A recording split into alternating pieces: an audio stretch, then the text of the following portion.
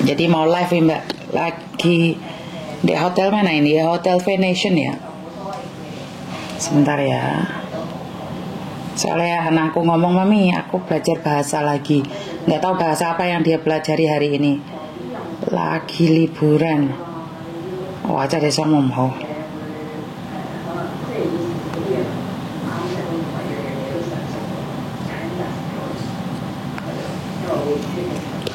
Reconnect. Jadi internetnya nggak kurang bagus ya ternyata di Macau. Jadi sangat sulit sekali reconnect terus.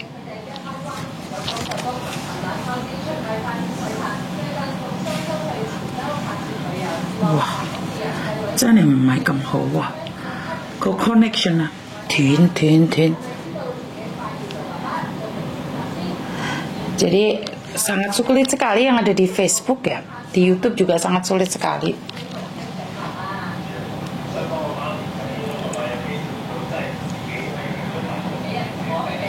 Siap. Piye kabare Mbak ya? Ki lagi liburan nih. Lagi liburan sedino ora live aku bingung. Aku ya bingung Mbak. Tapi kok YouTube-nya angel ram ya, YouTube-nya nggak bisa connect ya. Ya wes gak apa-apa lah, gak usah YouTubean dikit ya. Di Facebook-nya nggak apa-apa kayaknya. Jadi roto angel sinyalnya.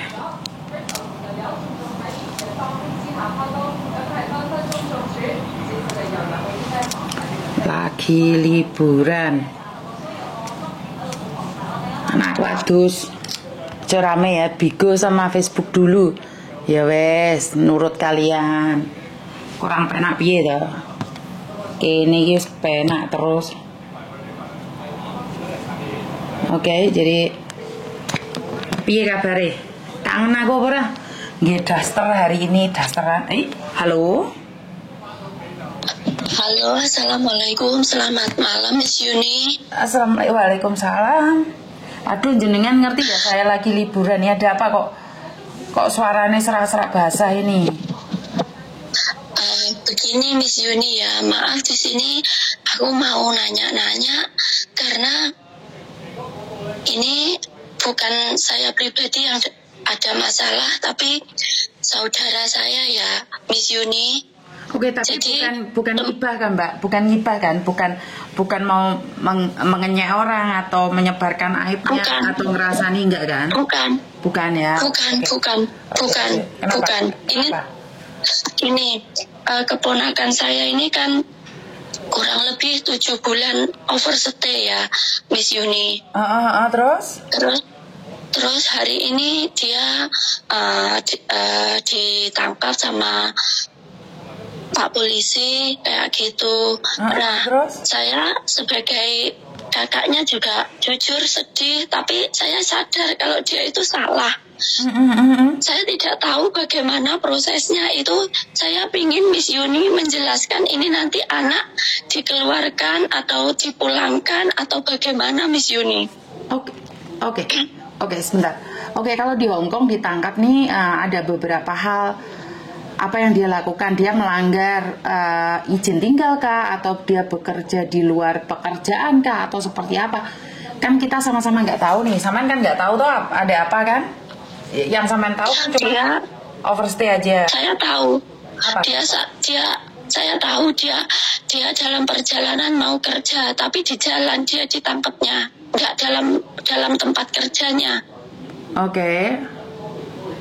Artinya adalah dia berarti dia ditangkapnya karena overstay, bener nggak sih?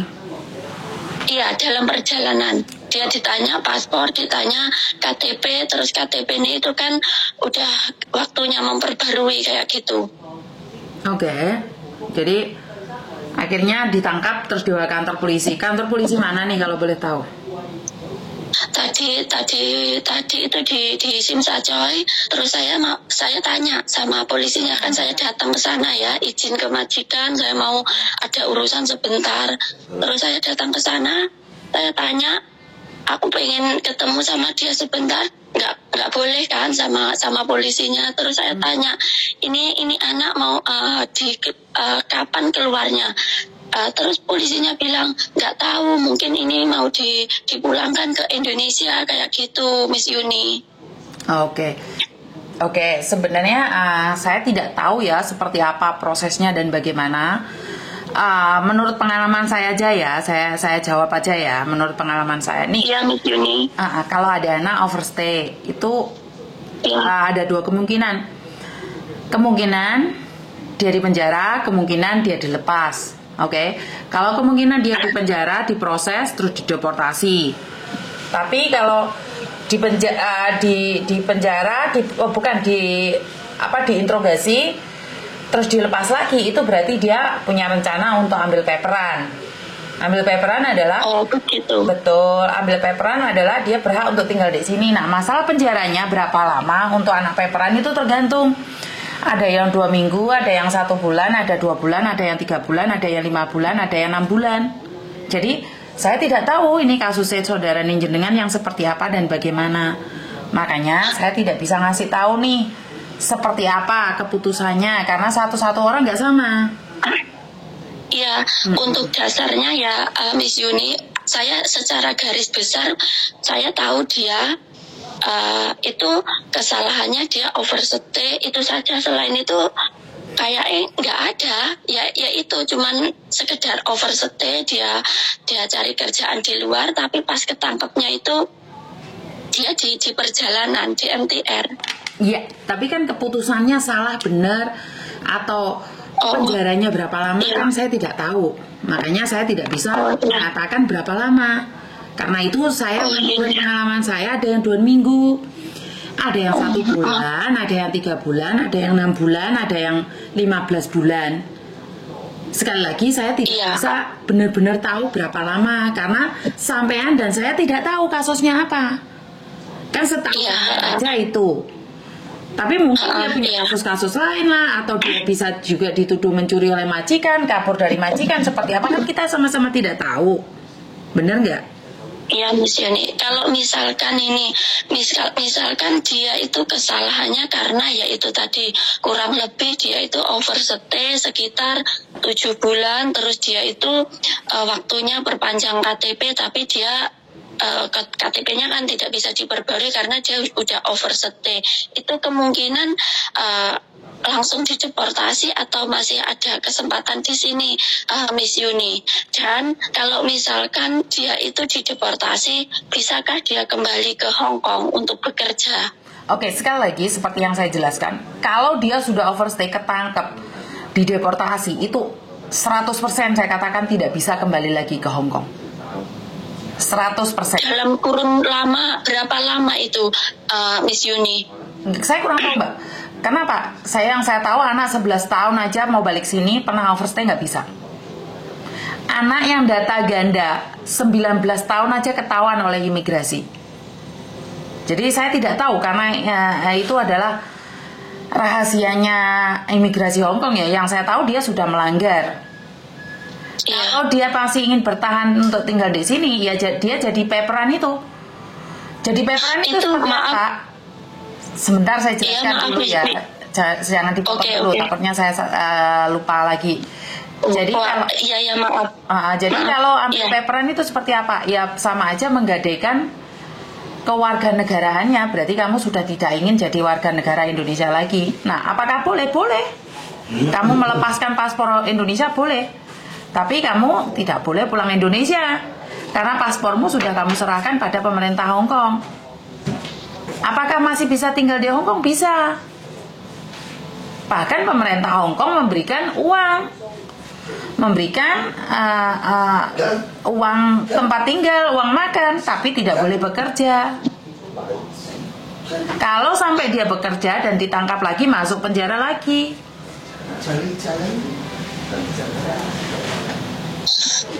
Kalau misalkan dia itu memang mengambil keputusan untuk jadi paperan, untuk selamanya dia tidak boleh kembali ke Indonesia kah? Karena untuk syarat menjadi paperan itu harus ada syaratnya loh, Mbak.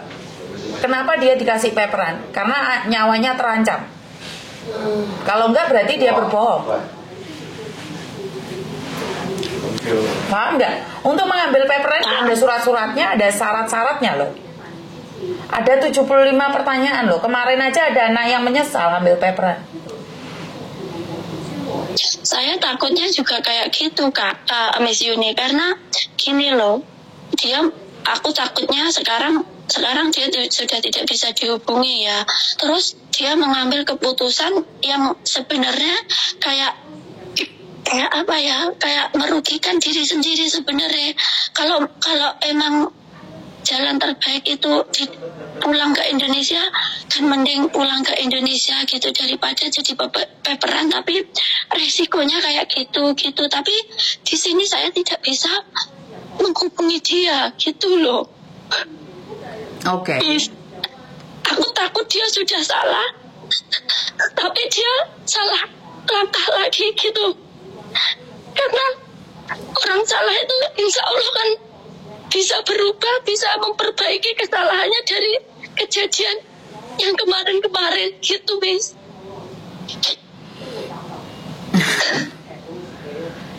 Karena tidak ada yang bisa memaksakan ya Mbak ya, karena mungkin dia tergiur oleh omongan orang lain juga, jadi sulit ya. Karena dia sebenarnya adik kandung saya.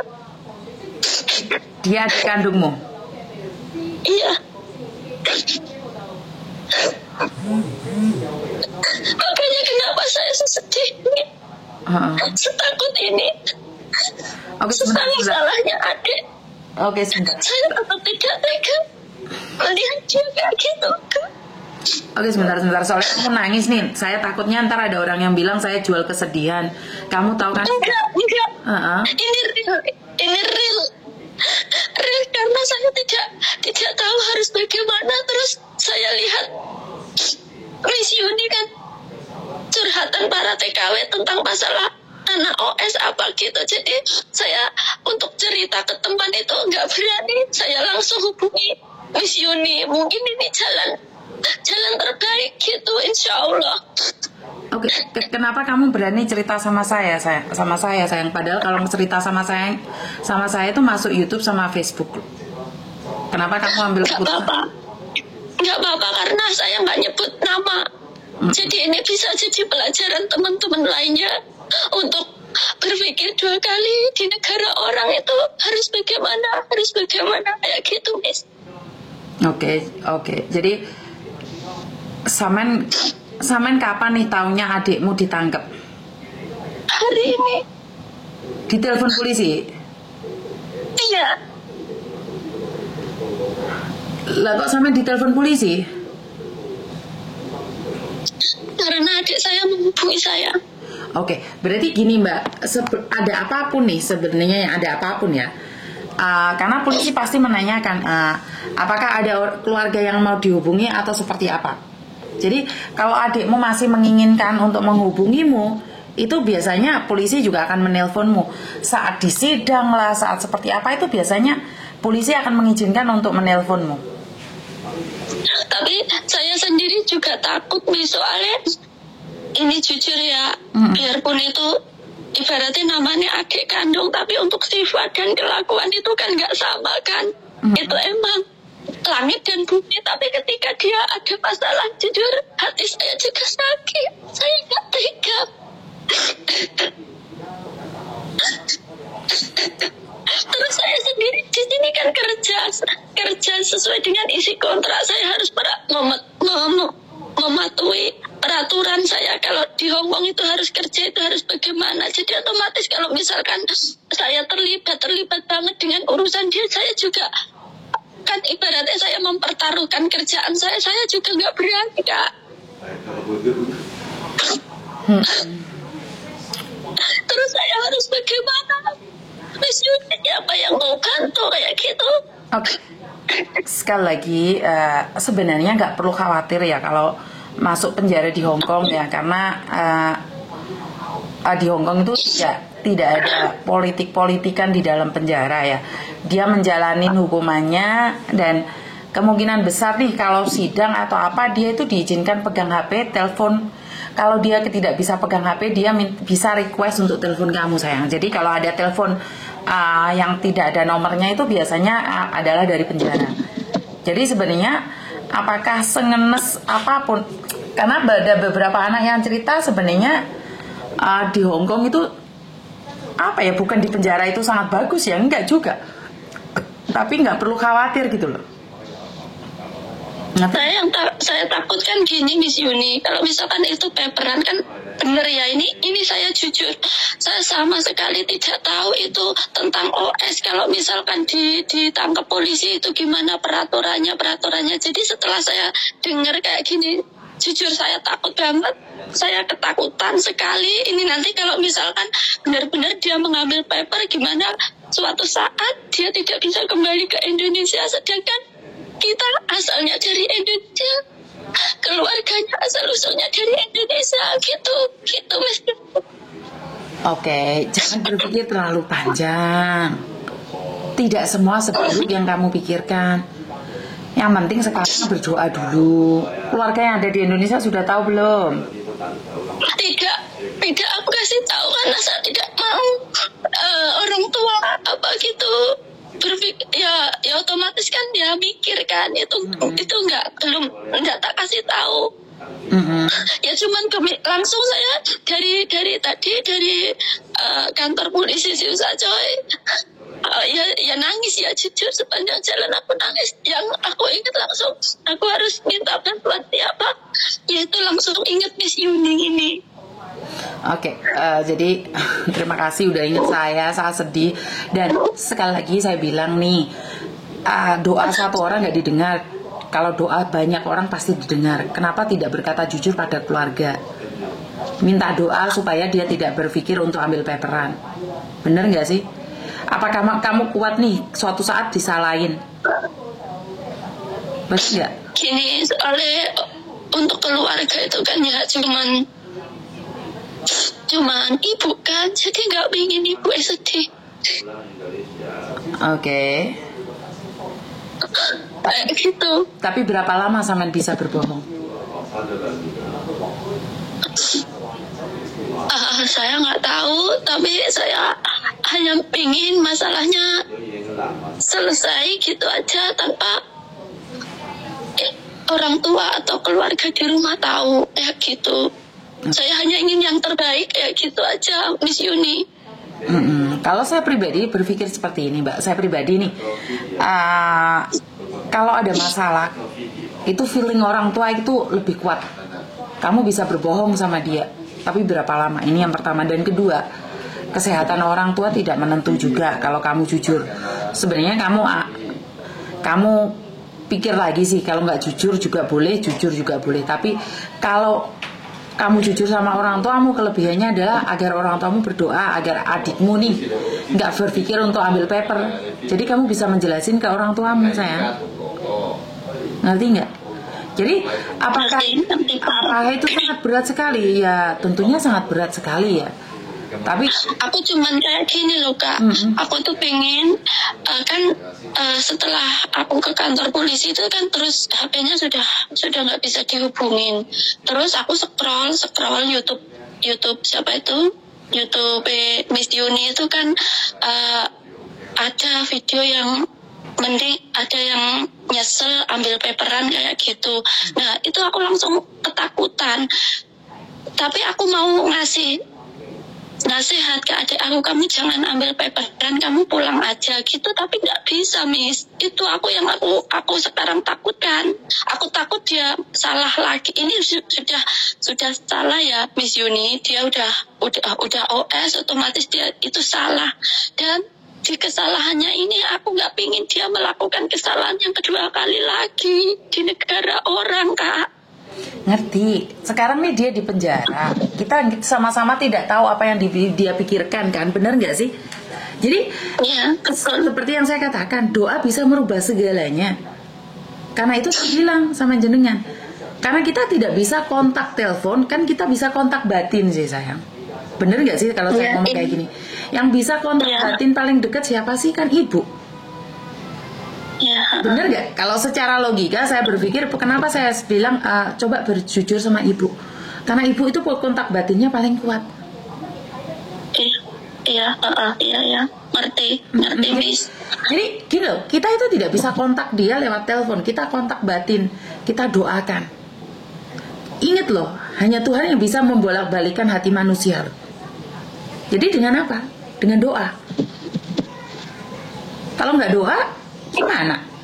Kita nasehatin dia kalau nggak dia ngengkel. Jadi itu berarti kalau ini kembali ke itu ya Miss Yuni, maaf ini aku belum puas ya gitu. Untuk paperan itu dia tidak boleh kembali ke Indonesia ya? Itu sampai peraturan. Nanti itu menurut peraturan ya. Ada pengampunan atau tidak kan prosesnya juga sulit. Masih ingat kan ada masnya yang sampai lumpuh itu nggak pulang itu? Ada itu kasusnya masnya OS sampai lumpuh, istrinya nyuruh dia pulang, dia pun tetap nggak mau pulang. Ada kok. Ada beberapa. Itu kenapa nggak mau pulang itu Miss Yuni? Kan dia paperan. Alasannya? Kan dia paperan. Jadi nggak bisa pulang ke Indonesia. Nggak bisa pulang. Untuk ngurusi surat-suratnya kan sangat berat sekali. Kan dulu paspornya sudah digadaikan. Kewarganegaraannya kan udah digadaikan. Dia kan udah nggak punya paspor. Kalau paperan kan nggak punya paspor sih Mbak. Tahu nggak kenapa mereka bisa ambil paper? Dari 90% itu alasannya nyawanya terancam di Indonesia. Kan padahal nggak akan ada yang ngancam nyawa kita kan. Otomatis dia akan membuat pernyataan yang bohong. Takut dibunuh siapalah, seperti ini, seperti itu. Nah, karena orang Hongkong itu sangat baik sekali membantu manusia dan memanusiakan manusia, maka mereka memberikan surat izin tinggal di Hongkong dengan nama paper.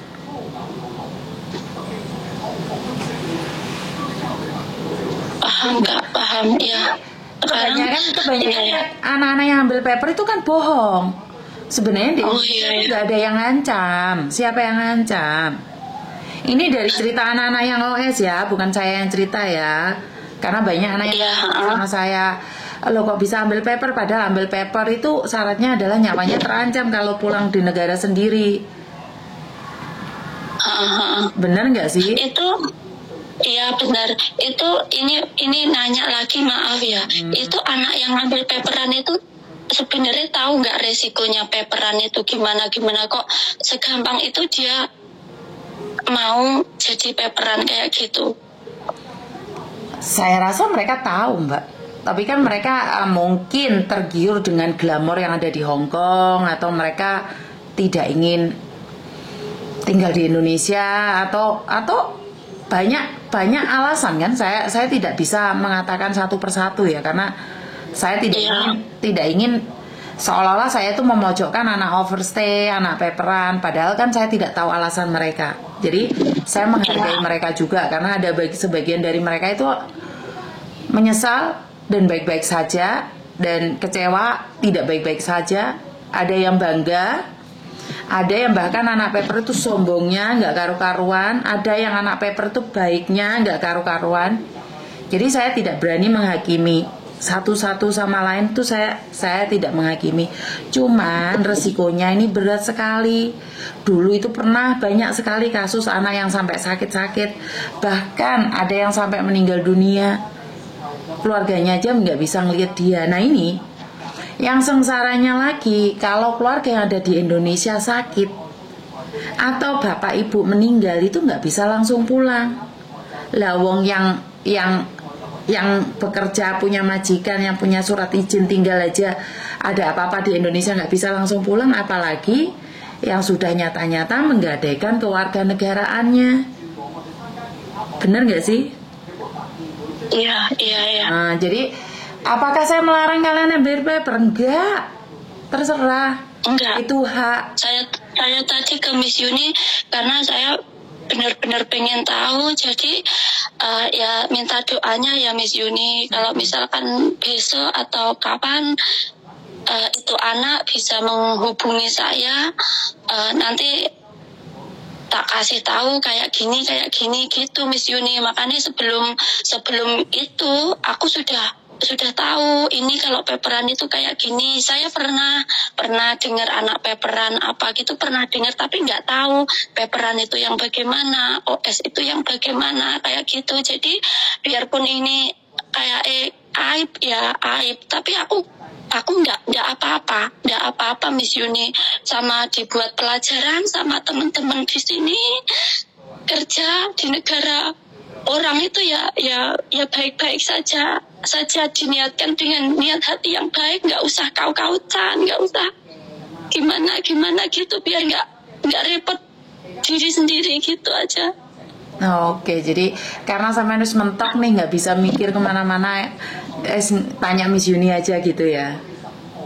Iya, sebenarnya saya di dekat rumah ya, aku juga kerjanya di Hinkeng. Oke. Cuman hari ini sebenarnya nih, saya kasih tahu jenengan saya ada di Makau.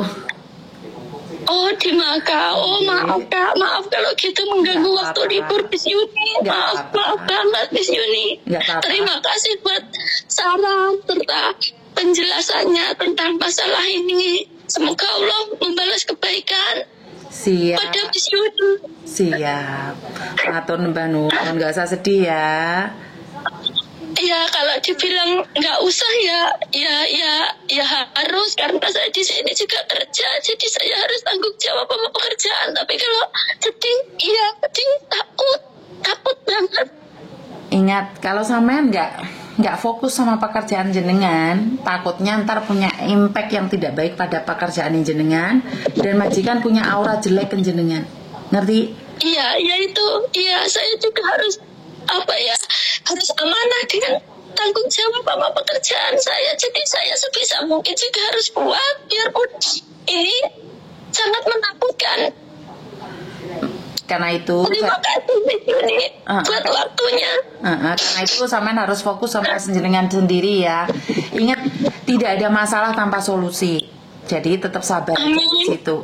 Amin ya. Terima kasih buat waktunya, buat Miss Yuni dan keluarga. Semoga semuanya diberkahi, dan buat teman-teman pejuang devisa, salam sehat, salam semangat, dan salam niat hati yang baik. Itu aja di negara orang. Siap. Matur nembah nuwun nggih. Fokus sama pekerjaan jenengan nggih. Iya, terima kasih. Selamat malam. Assalamualaikum warahmatullahi wabarakatuh. Waalaikumsalam warahmatullahi wabarakatuh. Minum air dulu. Bye-bye. Oke. Hati cerita libur aku. Dengar voice Mbak E nangis kepier-pier, jadi bingung saya. Saya nggak tahu harus ngomong apa ini. Jadi kadang-kadang saya tuh. Assalamualaikum Miss Yuni. Jadi ini dapat voice-nya ya. Miss Yuni, ini maaf saya mau tanya-tanya, soalnya saya benar-benar nggak tahu posisi saya itu harus bagaimana. Kebetulan hari ini adik saya OS-nya kurang lebih 6 bulan. Jadi kadang-kadang hari ini nih sebenarnya liburan saya nih, tapi ya nggak ada masalah sih, wong lagi di rumah aja, dan bukan di rumah, sorry, lagi di hotel nih. Ini 2 orang di belakang itu lagi tidur. Nah, sayanya lagi memandang pemandangan di luar sana sambil nyantai, refresh kan. Tak pikir kalau keluar dari Hong Kong nih nggak ada yang nelpon saya, padahal saya sudah woro-woro saya ada di Makau. Tapi bagi saya ya nggak apa-apa sih, saya happy aja kok. Jadi ya udah nggak apa-apa. Dan masih nunggu nih dari Ning, teleponnya Ning kok belum telepon saya ya. Mau saya udah di Makau nih, rumah sakitnya mana? Pingin ngobrol sama Ning, belum ada jawaban. Koko? Telepon kamu ya? Ya, tinggalnya. Jadi buat Mbak E, terima kasih sekali.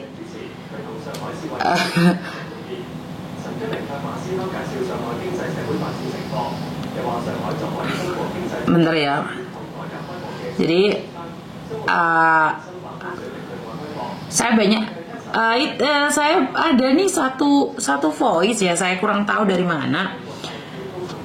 Voice-nya Bang Martin mengatakan apa ya tadi ya? Sebentar. Ada, cuman saya belum berkomunikasi dengan Bang Martin tentang sesuatu apa saya kurang tahu ya.